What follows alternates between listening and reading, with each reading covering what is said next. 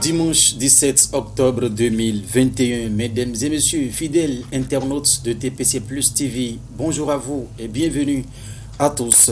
Une nouvelle page de votre histoire s'ouvre ce jour pour la troisième représentation sur TPC Plus. Il s'agit bien sûr de votre rendez-vous de décryptage de l'actualité sociopolitique au Bénin. Ce jour encore, on parlera de plusieurs faits qui ont marqué l'actualité, niveau local comme national. Député 7e législature, mais du 12 février 2003 au 10 juin 2020, il s'agit bien sûr du maire, l'ancien maire de la commune d'Apromis-Sérété, Michel Minakwon-Baon. Ainsi répond notre invité en plateau. Aujourd'hui, on abordera plusieurs questions de l'actualité. Et toute l'équipe, oui, c'est déjà mise en place sur ce plateau. Je ne suis pas seul. Laurent Gautouedo, bonjour à vous.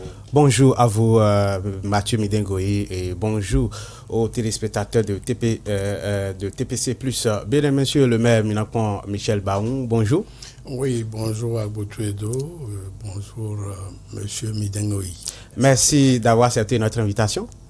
Merci, je vous en prie. Alors, monsieur le maire, dites-nous comment se porte la session PRD d'Apromis-Sérété à la date d'aujourd'hui, puisque grâce à cette formation politique, le PRD, vous aviez été élu plusieurs fois député, plusieurs fois maire.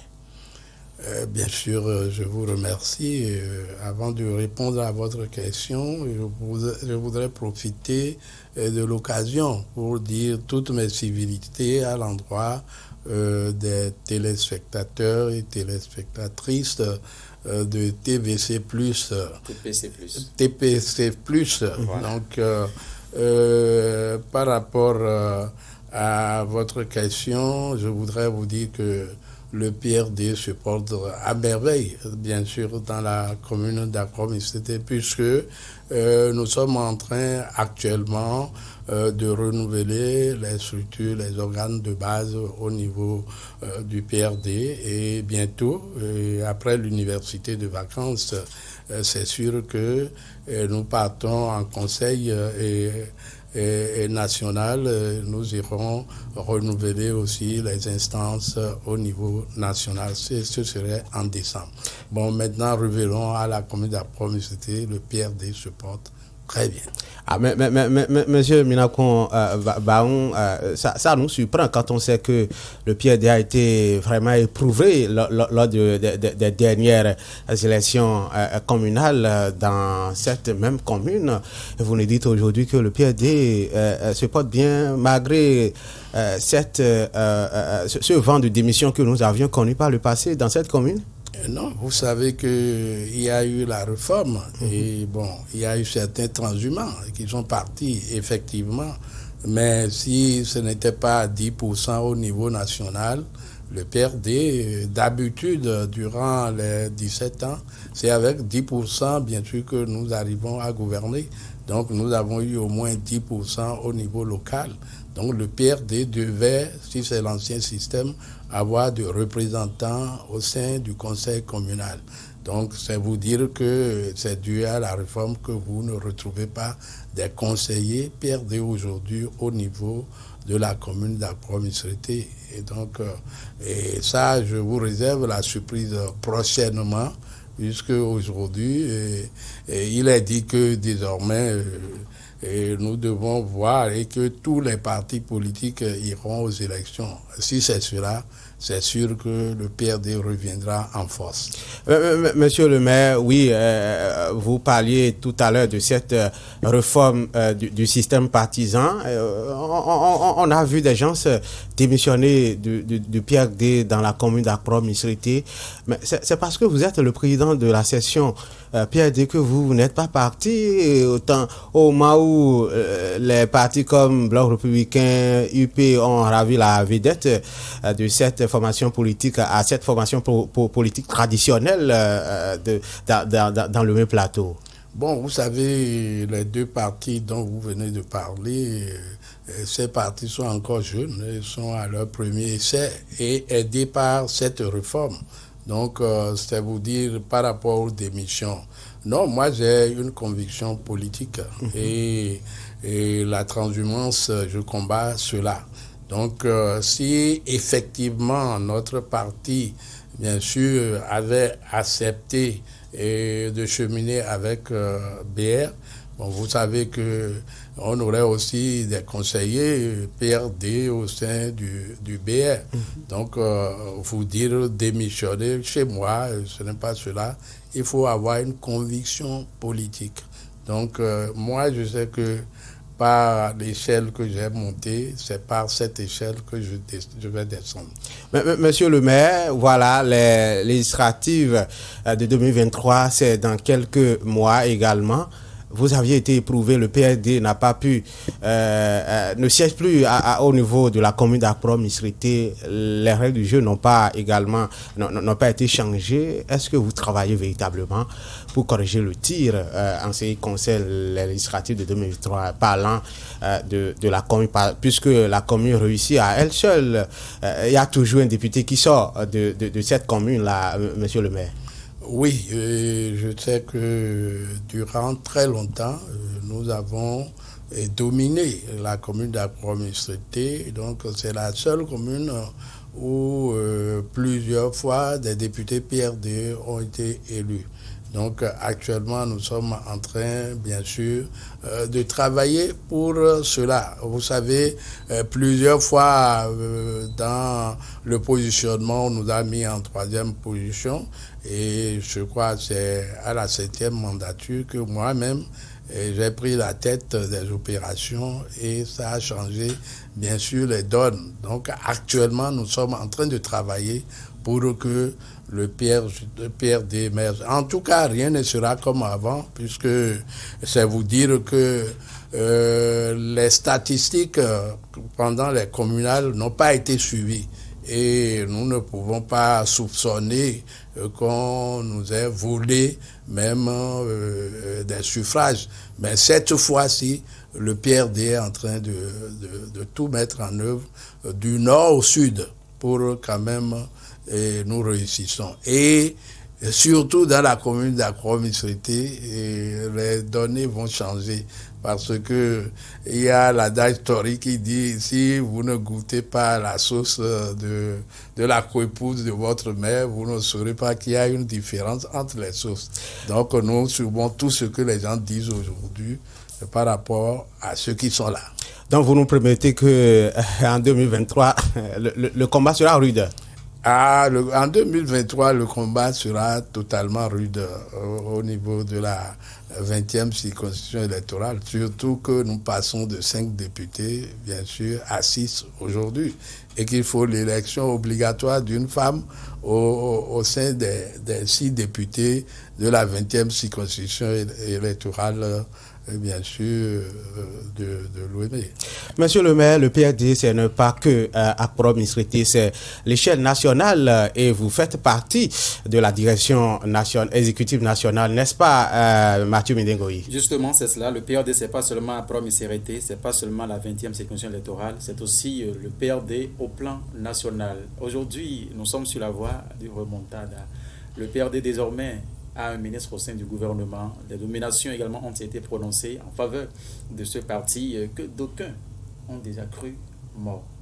Michel Baon, c'est quoi le secret? Ok, vous savez, on ne peut plus enterrer le PRD vivant. Donc le PRD vit. Et puis déjà, vous savez, le président de la République, en nous sollicitant, puisqu'il était à notre dernier congrès extraordinaire où le choix est porté sur lui. Donc, il nous a promis que désormais, il va aider le PRD, il va nous accompagner aussi. Et c'est ce que j'ai constaté aujourd'hui, voir pour croire. Donc déjà avec les nominations du ministre Akotegnon, de monsieur du secrétaire général Akadir Falilou, qui est aujourd'hui vice-grand chancelier de l'ordre, avec plusieurs jeunes cadres, nommé, moi-même j'en ai proposé, et puis celui-là a été également nommé, un ingénieur télécom. Donc avec tout ça, nous pouvons dire que le PRD reprend vie. Le PRD couvrait toute l'étendue du territoire. Pour ceux qui ne le savent pas, c'est que même au temps du président Soglo, nous avons eu 19 députés. Donc on a eu des députés dans l'Atakura. Donc paix à leur âme, parce que Nda Sekou Pascal, et puis il y a la dame de Djougou, le PRD avait eu, même à Abomey, où il y avait la RB, Zizinoko Jean-Marie, il fut député du PRD, donc dans le Mono aussi également, et bien sûr, dans l'Atlantique littoral, les Tidjanes s'imposent, paix à son âme, nous avons eu beaucoup de députés. Et dans l'Ouémé Plateau, c'était le PRD qui régnait en maître. Plateau, c'est donc, le bastion du PRD. Vous voyez, non? Donc, actuellement, activement, nous sommes en train de travailler pour que la remontada soit une réalité. C'est pour vous dire que il y a une structure qui est née à Accra-Misrété, le cercle de réflexion des jeunes. Et là, il y a des jeunes universitaires, des jeunes artisans, bien sûr, aujourd'hui, qui se constituent un peu partout. Bien sûr, du nord au sud. Je crois tout récemment avec le président, j'étais dans la Takora, j'étais dans la Donga, dans la Liborie, et même à partir de Chauda. J'étais à Parakou aussi, un peu partout. Et ici à Dassa également, on était là-bas. Et c'est comme ça que d'autres structures sont en train de travailler sur le terrain. Voilà, donc nous sommes tentés de dire que l'arc-en-ciel, entre-temps, c'était peut-être recroquevillé, mais aujourd'hui réapparaît de la plus belle manière. Non, l'arc-en-ciel n'était pas recroquevillé, l'arc-en-ciel existait toujours. Nous pouvons dire que certains, bien sûr, qui sont en train de chercher mieux, bien sûr, ailleurs. Puisque vous savez, l'arc-en-ciel n'avait pu jamais prendre le pouvoir central, vous le savez.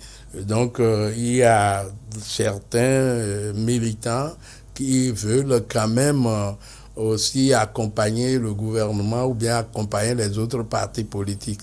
Donc cette transhumance-là a fait que nous avons perdu de plumes. Mais on existait toujours puisque les grands responsables sont toujours restés. Donc nous ne pouvons pas dire qu'on s'était recroquevillé. Nous avons toujours, nous travaillons toujours. S'il n'y avait pas cette réforme qui, bien sûr, vous savez nous n'avons pas été à la députation pour une petite erreur. Donc, je crois que s'il n'y avait pas eu, bien sûr, ces crocs en jambes que nous avons constatés, le PRD devait avoir des députés à l'Assemblée. Voilà, merci à vous, Michel Mina-Pombaon. Je rappelle aux téléspectateurs internautes que vous êtes l'ancien maire de la commune d'Accra-Missérété, ancien député à l'Assemblée nationale. Sur ce plateau avec nous, nous allons aborder toutes les questions en rapport à l'actualité et du PRD. Nous allons revenir à vous-même pour parler de votre gestion à la tête de la commune d'Accra-Missérété. 17 ans, 4 mois, moins 2 jours, si on peut faire un petit calcul, monsieur le maire. Alors, Laurent, on entend parler déjà des soupçons. Dites-nous de quoi est-il question. Tout à fait, monsieur le maire. Voilà. D'abord, comment on se sent quand on finit de faire tout ce temps-là à la tête d'une commune, monsieur le maire? Comment vous vous sentez après ce service rendu à la nation?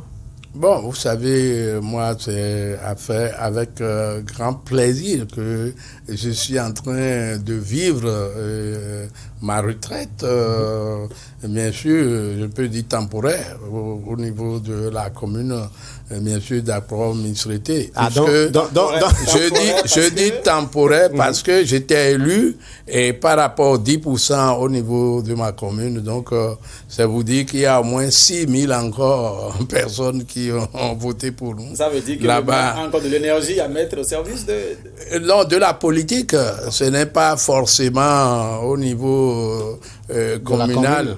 Donc, c'est vous dire que c'est toujours la commune qui va nous propulser et à aller bien sûr, aux échéances futures, si le parti l'autorise. Donc, voilà. Monsieur le maire, depuis que vous n'êtes plus à la tête de la commune d'Akprom-Istriti, ce n'est pas les affaires qui manquent. La dernière en date, c'est le domaine qui abrite le EPP Akprom Centre et celui de Damelokoron qui aurait été bradé. On préfère utiliser le conditionnel puisque vous êtes là pour nous éclairer. Qu'en est-il réellement, monsieur le maire? Bon, vous savez, on ne peut pas refuser à certains politiciens en mal de popularité, de jeter de discrédit sur les autres.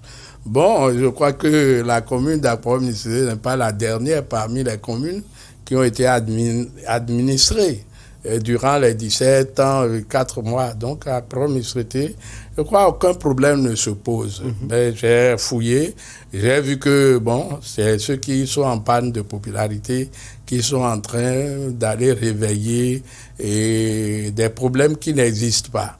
Et tenez, prenez l'école de Damelokonon, dont on parle. L'école de Damelokonon dont on parle est créée en 1974. Donc ça a superficie. Et puis l'état des lieux et le plan de voirie, tout ça a été étudié avant moi, au temps du sous-préfet. Donc il y a une certaine superficie réservée. Donc c'est sur cette superficie-là que l'école avait été construite. Maintenant il s'agit d'en augmenter. Et vous savez que quand vous prenez le domaine de quelqu'un, la Constitution dispose juste préalable réparation. Si vous ne le faites pas, vous allez devant les tribunaux, on va vous demander de casser le bâtiment que vous avez hissé dedans. Donc en 2011, il s'agissait de construire, de créer un centre maternel. Donc comme ce n'était pas prévu dans le plan voirie, nous avons délimité une partie au niveau de l'école, ce qui se fait un peu partout, et le centre a été créé depuis 2011. Et quelqu'un de bonne volonté nous a donné le premier bâtiment. Et nous-mêmes, on a mis de WC à côté. Et quand je partais avec le budget 2020, que les conseillers malheureusement n'ont pas voté, et on avait planifié construire un module de 2 salles de classe en complément. Je crois que c'est ça que le nouveau maire a lancé. Et bon, certaines personnes mal intentionnées, politiciens, montent des jeunes pour leur dire de bloquer les travaux. Ce qui, vous voyez, ce qui est contraire même aux choses, à la légalité, parce que c'est comme une rébellion. Donc on bloque les travaux dont le maire a signé déjà les contrats. Vous voyez que, parce que il y a de guéguerres entre eux au niveau de la mairie. Aujourd'hui, vous pouvez aller vérifier. On bloque et on demande qu'on veut qu'on leur présente les domaines publics. Est-ce que c'est eux qui en ont les qualités? C'est la mairie qui peut faire ça. Et il y a un comité de lotissement, il y a un cabinet géomètre, il y a un cabinet urbaniste. Pourquoi ils ne rencontrent pas ceux-là pour leur dire de leur présenter le domaine? Et on jette de discrédit sur le conseil communal que j'ai présidé. Donc, c'est un faux problème à Damelokoron. S'agissant de Akprom Centre, oui. Akprom Centre, un domaine a été relevé avant moi. Et le plan de voirie a étudié avant moi. Donc, c'est vous dire que à Akprom-Istriti, il y a le domaine des kékés, domaine de titre foncier. On a dû, bien sûr, récompenser les kékés avant de continuer, bien sûr, à construire dans cette école. Donc, c'est ce qui est fait. Et le reste des domaines de kékés, bien sûr, ceux-là sont allés maintenant implanter leur poteau de sport sur le domaine des kékés. Et on agite tout le monde. On dit que le domaine de l'école est bradé. Ceux-là n'ont qu'à nous rapporter la preuve. Il y a le plan voirie d'Akprom-Istriti qui est là. Et c'est sur, bien sûr, un terrain de kékés que nous avons déjà recasé au profit des kékés, qu'ils sont allés planter leurs poteaux. Donc, ils n'ont pas raison. Et il faudrait que les gens aillent au niveau du cabinet géomètre, au niveau du cabinet urbaniste pour vérifier. Mais vous avez oublié, ils ont parlé du CG, bradage. Tout à fait. C'est ce qu'on entend toujours. Le CG n'avait aucun... Monsieur Barre ne fait que brader. Le CG n'avait aucun domaine quand nous sommes arrivés. Tout à fait. Donc, et puis le lotissement de Pogon, c'est le lotissement qui prend en compte ce CG-là. Donc, à Pro-Misreté, même le centre-là n'a pas un CG. Normalement, on devait débaptiser, bien sûr, le CG. Donc, c'est après l'état des lieux, le plan voirie, que l'urbaniste a étudié avec nous et nous avons prévu 4 hectares, 300 mètres carrés environ et au profit du CG. Et pour la construction des infrastructures, nous avons pris un arrêté, une délibération au sein du conseil. Et ça a été approuvé par, bien sûr, le préfet. Et nous leur avions attribué le domaine pour qu'ils puissent bénéficier de la construction des infrastructures, bien sûr, et des infrastructures pour une bonne condition de travail au profit des élèves et puis des enseignants. Bon, je ne sais pas, bon, il y a certains qui arrivent, certains conseils qui sont arrivés à tout hasard, puis moi j'utilise tout hasard parce que vous devez aller à la source de l'enquête avant de commencer à discréditer, à diffamer les gens. Bon, voilà ce que je peux vous dire par rapport à cette histoire de domaine qu'il commence à évoquer au niveau de la commune d'Accrum-Misreté. Merci. Monsieur Laurent, si vous me permettez. Oui, allez-y, Mathieu. Est-ce que c'est-à-dire qu'au sein de ce comité d'alors qui ont effectué ces travaux, tous ces travaux de lotissement et tout, il n'y a pas un ancien parmi l'actuel conseil actuel qui pouvait dire, ben ça ne s'était pas passé comme ça, c'était pas passé comme ça. Est-ce qu'il n'y a personne là-dedans là pour éclairer un peu? Je vous dis que le locataire de la mairie actuelle, il était président de l'AP durant 12 ans, bien sûr, au CG d'Accrum-Misreté. L'actuel maire. Oui, je vous dis que il connaît bien ces dossiers-là. Bon, peut-être, je me demande pourquoi il rencontre des enfants qui n'étaient pas nés en 1974 et qui n'ont rien suivi de ce qui est fait. Pourquoi il ne leur dit pas la vérité? Donc peut-être c'est pour toujours continuer à lancer des velléités politiques. C'est ce que sur ce dossier, sinon, quoi? Oui, allez-y. Allez-y. Sur ce dossier, non, c'est à lui de clarifier ça. Parce que le géomètre doit faire sortir le plan voirie et l'urbaniste doit intervenir pour qu'on donne des explications à ceux qui font de polémiques. Monsieur le maire, est-ce que ce n'est pas votre activisme, malgré que vous n'êtes plus aux affaires, qui fait peur aux gens et peut-être on cherche à vous coller des dossiers? Est-ce que vous-même, vous n'allez pas aller vous caser quelque part, monsieur Minakon, Michel Barou? Non, me caser, vous savez, je suis membre d'un parti politique, le PRD, bien enregistré au niveau du pays. Est-ce que vous voyez? Donc, je ne peux pas, à cause de ces bruits-là, me taire. Donc, je suis obligé, bien sûr, de militer, d'organiser les jeunes qui sont avec moi et de préparer la relève de qualité. Est-ce que vous voyez? Donc, les bruits qu'ils font là, ça ne me gêne pas du tout.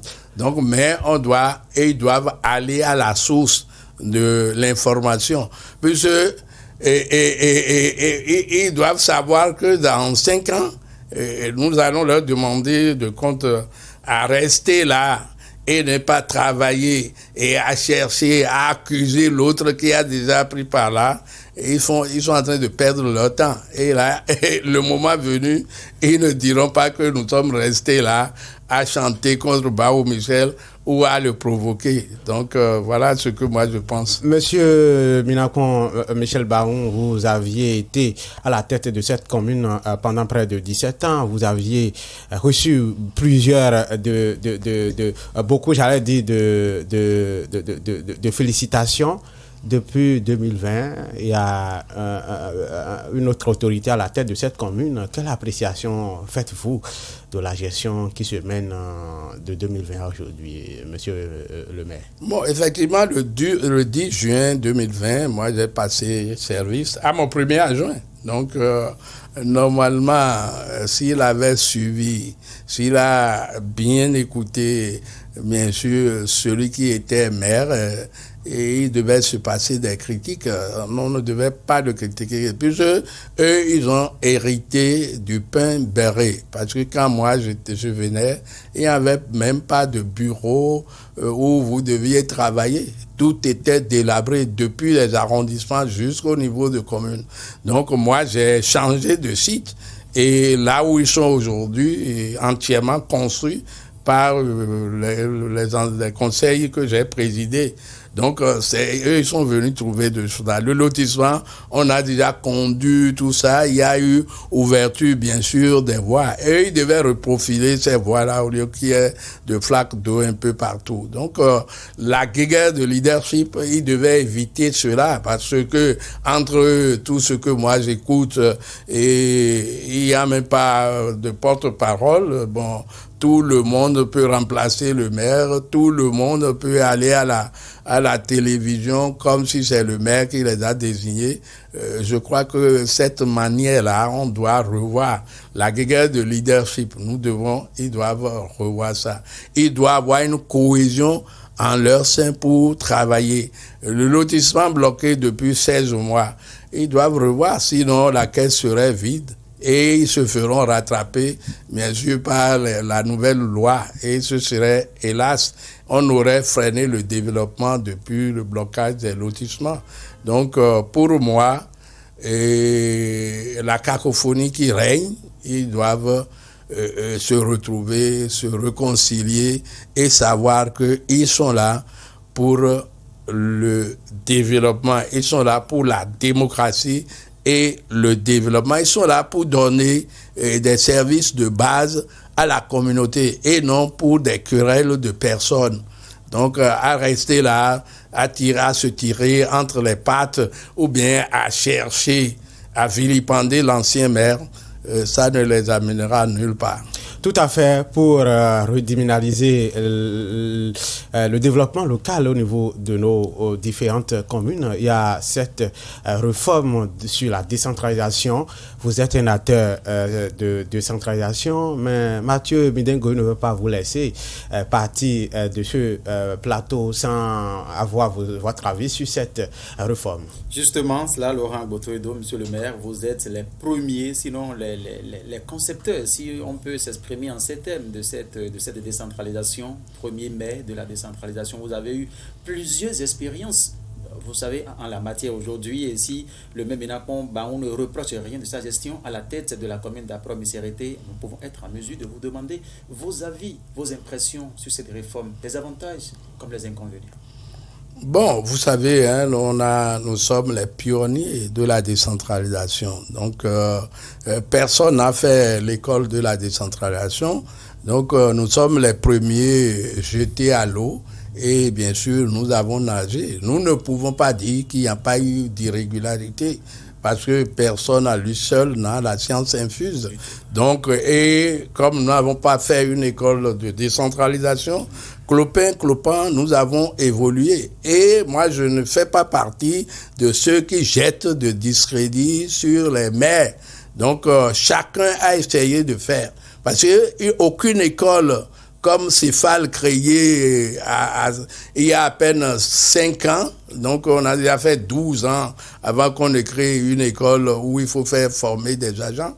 Donc, vous savez tout ça. Donc, imaginons des individus qu'on jette dans la nature comme ça, alors que la décentralisation avait besoin de personnes qualifiées. Et nous sommes venus trouver un personnel non adapté. Donc, chez moi, il y avait 23 agents, 2 brevetés et 21 qui étaient certifiés. Et dans ces conditions-là, comment est-ce que vous pouvez mieux faire le travail? Mais nous avons essayé, puisqu'on a eu beaucoup de prix, de discernement de prix au niveau national. Donc, c'est vous dire que quand nous sommes jetés à l'eau, et il y avait la maison des collectivités, le ministère de la décentralisation en ce temps-là, qui faisait des renforcements de capacité. Donc, avec ça, nous savons ce que nous devons faire. C'est comme ça que, ici, au niveau de la commune de la promisérité, nous avons élaboré notre plan de développement communal que nous avons suivi. Nous avons choisi un programme, le premier programme, parce que il n'y avait pas beaucoup d'intellectuels au niveau de la commune de la promisérité en ce temps-là. Donc, c'est la création des écoles primaires, écoles maternelles, à la création des collèges. Il y avait à peine 3 collèges qu'on a porté à 9. Il y avait à peine 40 écoles qu'on a porté à près de 65. Est-ce que vous voyez? Donc, et ça, on le faisait par Téléthon. Donc, on le faisait par Téléthon. Donc, on a réussi tout ça. Et c'est comme ça que nous avons fourré aussi de l'eau potable, vous savez, à la communauté. Et on était de loin à Promise, on dépassait tout le monde. Donc, c'est vous dire que il y a plusieurs initiatives. Vous avez vu le sport, on avait pris le sport au sérieux. Et des joueurs nationaux, des joueurs internationaux sont partis, bien sûr, d'Accra-Ministrité.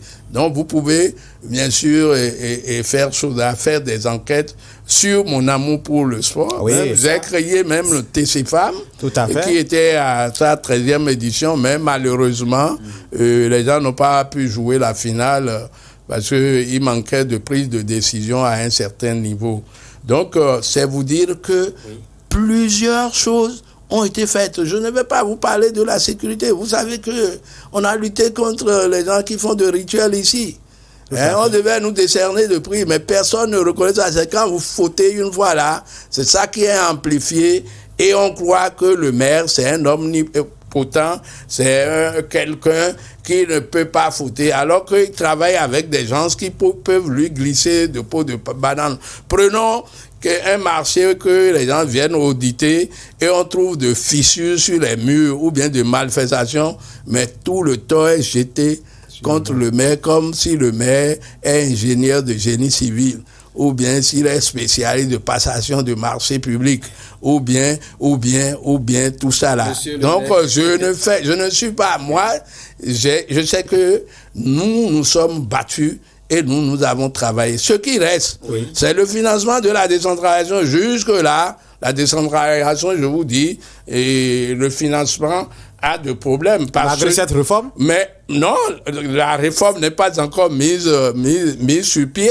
La réforme même, c'est pour bientôt, peut-être en 2022. Mais c'est pour vous dire que et la décentralisation n'est pas encore bien financée au Bénin. Et que les acteurs le disent, parce que si vous avez 2500 milliards, et si au moins 500 millions ne peuvent pas tomber dans une commune, mais qui est-ce qu'on est en train de servir en ce temps-là? Donc c'est pour vous dire que jusqu'à ce que moi je ne quitte, c'est à peine 300 millions que les gens s'envoient. Et si vous devez bâtir 10 classes, 10 modules de 300, les 300 millions finissent là.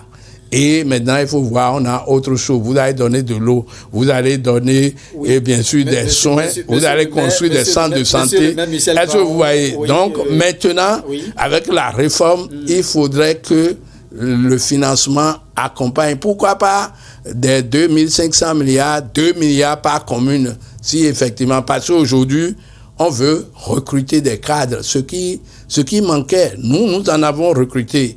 Mais si c'est sur fond de choses de la commune pour ces cadres-là, et vous savez, la commune va baver, surtout que il y a l'incivisme fiscal. Et j'ai des propositions encore à faire dans ce sens de mobilisation de ressources financières locales si on me sollicitait. Michel Baon, ce qui est sûr, vous n'allez pas laisser, vous ne serez pas laissé de côté. Est-ce que les failles, sinon les défaillances dont vous avez parlé tout à l'heure, la réforme de la décentralisation initiée par le gouvernement en place, est-ce que la mise en application de ces réformes pourra corriger un tant soit peu ces défaillances, monsieur le maire?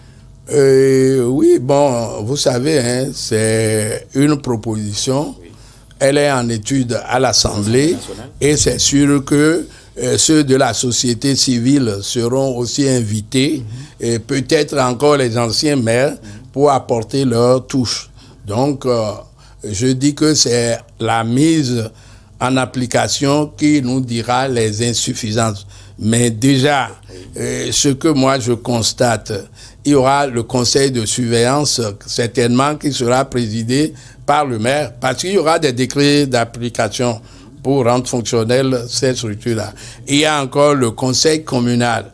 Donc, moi, je ne suis pas en train certainement de soupçonner une lourdeur qui peut arriver entre-temps et des querelles entre toujours les gens. En tout cas, si le maire reste le président du conseil de surveillance, et c'est déjà bon pour contrôler le secrétaire exécutif par rapport à ce qu'il fait. Oui, il peut contrôler parce que les réalisations sur le terrain, le maire doit programmer des tournées pour aller voir. Et bien sûr avec des techniciens pour voir est-ce que c'est réalisé dans les normes ce qui se fait. Et c'est sûr que le secrétaire exécutif doit produire un rapport de sa gestion, bien sûr au maire, et que cette gestion-là sera étudiée au sein du conseil de surveillance et également au sein du conseil communal, où dont par l'adoption par le conseil de surveillance et validation par le conseil communal. Et ça ira à la préfecture pour approbation. Et ce que moi, ce que j'admire aussi en cette réforme, c'est que les préfets qui avaient l'habitude d'annuler certains actes ne pourront plus le faire sans recueillir bien sûr l'avis du juge administratif. Qui est le donc voilà, non, le juge administratif au niveau du au niveau de la Cour suprême. Oui, donc avant d'annuler un acte, ils doivent recueillir l'avis au niveau de la Cour du juge administratif de la Cour. Sinon, dans le temps, bon, avec coup de tête, on annule les actes que vous prenez. Donc, ce ne serait plus comme ça. Dans cette réforme, avantage, ça va plus en faveur des maires. Bien sûr, je peux le dire, parce que les gens croient souvent qu'il y a un seau quelque part où on jette de l'argent dedans et le maire s'en va puiser pour faire des emplettes au marché. Mais contrairement à ça, parce que ce qui arrive là, nous-mêmes élus et ceux qui sont là, ils sont à la base. Parce que quand vous faites des dénonciations calomnieuses, mensongères, diffamatoires, et que tout cela se centralise au niveau central, que les gens étudient, et que tout cela amène bien sûr des conflits au sein du conseil, où un conseiller peut se lever, il veut devenir maire, il dit, bon, quand je serai là, je vais vous donner du marché, et retrouver avec moi pour faire la majorité. Et donc, je crois que par rapport à tout ça, la réforme arrive à point nommé. La destitution des maires. Voilà, la réforme arrive à point nommé. Donc maintenant, aucun conseil ne va exiger du maire, donne-moi du marché, puisque c'est ce qui se change à travers nos communes si vous vérifiez. Sans ça, quand vous n'obtempérez pas, c'est sûr qu'on fait de chantage autour de vous. Donc tout ça centralisé, ça amène bien sûr la réforme. Et aussi par rapport aux audits, parce qu'il y avait des audits, bien sûr, qui sont bien pointillés, mais il y a des audits obscurs. Donc c'est là où je parle de la politisation des audits à un certain niveau. Donc il n'y aura plus des audits politisés. Si les audits sont politisés, ça ne visera que le secrétaire général qui est devenu secrétaire exécutif. Nommé par le maire. Bien sûr, en faisant triage dans un fichier national. Donc le secrétaire peut ne plus être de votre commune. Et c'est déjà bon. Voilà. Merci à vous. Puisque le temps qui nous est imparti tire progressivement vers sa fin, Laurent Agboto-Edo rencontre Talon Yayi. Parlez-en quelques secondes avec M. le maire. Oui, monsieur Michel Baoun, vous aviez suivi comme la plupart des Béninois ces deux ennemis éternels qui ont réussi à filmer le calme de la paix. Est-ce que cela était prévisible, monsieur le maire? Bon, moi, je ne parle pas d'ennemis. Bon, ce sont des amis. Il y a eu un peu de discorde. Et si c'est en politique, on va parler d'adversaires politiques. Donc, je crois, et c'est depuis un certain temps que les deux amis, ce sont des amis, n'arrivaient plus à s'entendre. Surtout suite, bien sûr, à la passation de service et suite aux événements qu'il y a eu pendant les législatives 2019, et également pendant les communales. 2020, nous ne pourrons que apprécier cette rencontre, puisque moi, mon parti, c'est un parti de paix. Donc, l'homme ne devait pas être loup pour l'homme. Donc, nous devons tout faire. Parce que quel que soit ce que nous allons faire sur cette terre, nous allons passer. Et il faut toujours penser pour nous qui sommes de l'indépendance. On a vu plusieurs chefs d'État en Afrique passer. On ne peut pas vous évoquer. Bon, il y a beaucoup de noms que nous connaissons, mais qui ont passé aujourd'hui et qui avaient fait la pluie et le beau temps. Je crois que par rapport à Nelson Mandela, il faudrait qu'on écrive l'histoire. Donc, la Bible a toujours demandé de pardonner et plusieurs fois de pardonner. Si déjà les deux chefs d'État, l'ancien et le nouveau, prennent la voie du pardon, et moi je ne pourrais que dire mon admiration pour eux tous. Et il est vrai qu'il y a toujours ceux qui veulent toujours se régler des comptes et qui parlent, qui incitent. Donc, moi, je ne fais pas je ne fais pas partie de ceux-là. Parce que, vous savez, quand il y a eu de problèmes ces jours-là, il y a eu quand même mort d'hommes. On ne peut pas se cacher cela, c'est clair. Donc, ceux qui sont morts sont partis à jamais. Et il faudrait que nous soyons effectivement un pays havre de paix en Afrique, que nous donnons l'exemple de démocratie, que nous donnons l'exemple de la paix. Si Gbagbo et l'autre, Ouattara se sont rencontrés, pourquoi pas entre Talon et Yayi Boli. Moi, je leur dis mon admiration. Monsieur le maire, nous sommes pratiquement au thème de cette émission politique de ce dimanche 17 octobre 2021. Votre mot de conclusion? Bon, mon mot de conclusion, d'abord, je voudrais vous féliciter pour ce que je suis venu voir ici. Merci. Bon, mon village est limitrophe à Porto-Novo, vous le savez. Et déjà, c'est une bonne chose qui se fait ici. Je vous félicite, je vous dis de continuer. Merci. Mais je voudrais aussi inviter la jeunesse à dire que on ne vit pas que seulement de la politique, mais on vit de son travail. Il faudrait travailler dur pour pouvoir développer, bien sûr, notre pays. Il faut aller à l'agriculture, il faut aller à l'élevage, il faut aller à la pisciculture. Je crois que Dieu avait déjà créé ses premiers métiers et il faut aller à l'artisanat. Et pourquoi pas la culture? Parce que quand vous savez bien danser, vous savez bien chanter et vous faites bien notre rythme, chant et danse, vous pouvez vous nourrir. Le charbonnier aussi peut nourrir son homme. La vendeuse d'Akassa peut aussi nourrir, parce que moi j'en connais qui ont construit ça et là. Je vous remercie. Merci beaucoup. Merci beaucoup. Donc, au-delà de toutes ces qualités politiques que nous vous reconnaissons, vous êtes aussi un artiste. Et quand ça me rappelle à moi, Godon Odo, monsieur le maire, quelques secondes rapidement pour conclure cette émission. À moi, Godon Odo, bon, là, c'est quand il s'agissait une épreuve en famille, là, avec une femme de mon petit frère. Bon.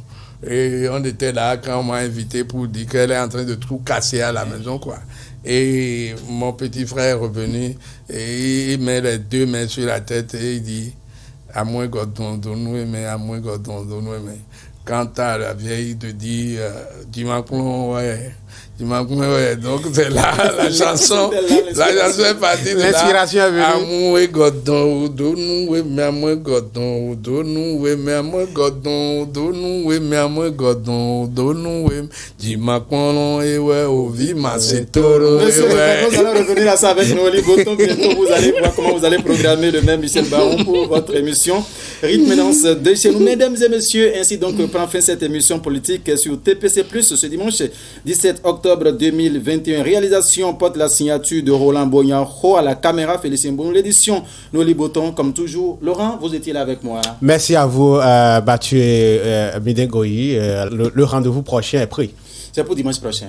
Au revoir.